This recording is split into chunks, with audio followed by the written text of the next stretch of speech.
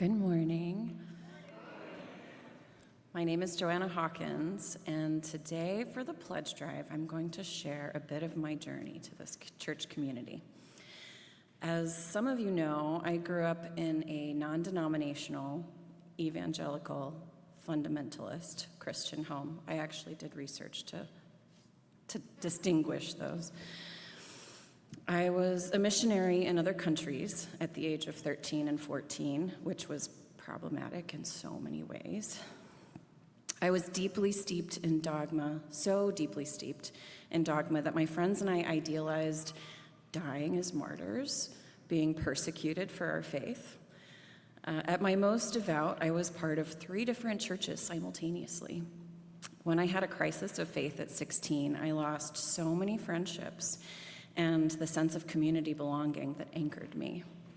I felt a gaping hole in my life where church had been, despite knowing that I no longer fit into the communities I had been a part of. My mind was blown when I learned about Unitarian Universalism at the age of 20.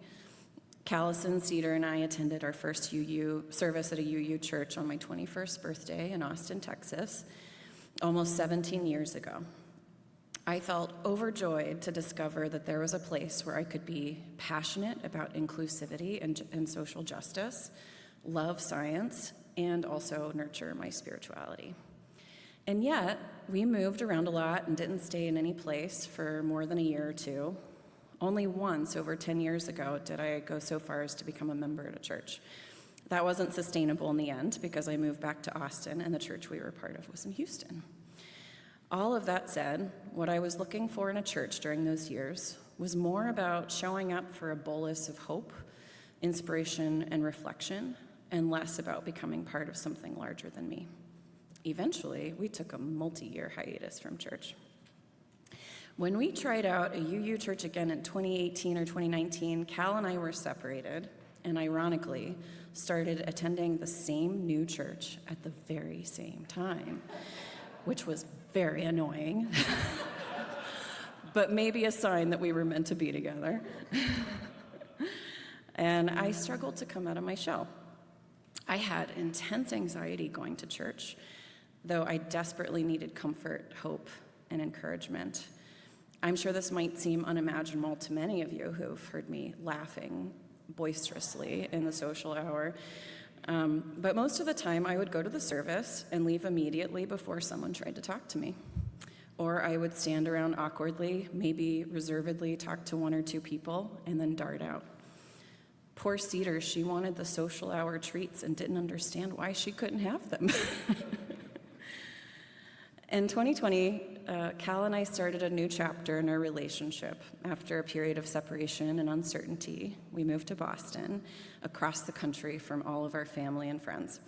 We started exploring the Boston area UU churches, including First Parish Brookline, at some point in 2021, pretty much as soon as churches returned to services in person after COVID vaccination became widespread. We didn't come all the time, but we came when we felt like it. And it was a little awkward at first trying to break into an established community, especially after a long period of everyone being so isolated.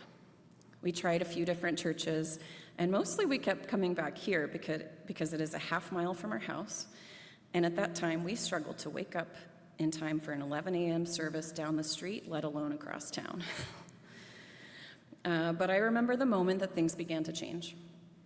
By happenstance, I ended up in a conversation after church with a couple of ladies that made me laugh so hard that I felt the twinkling possibility of friendship forming.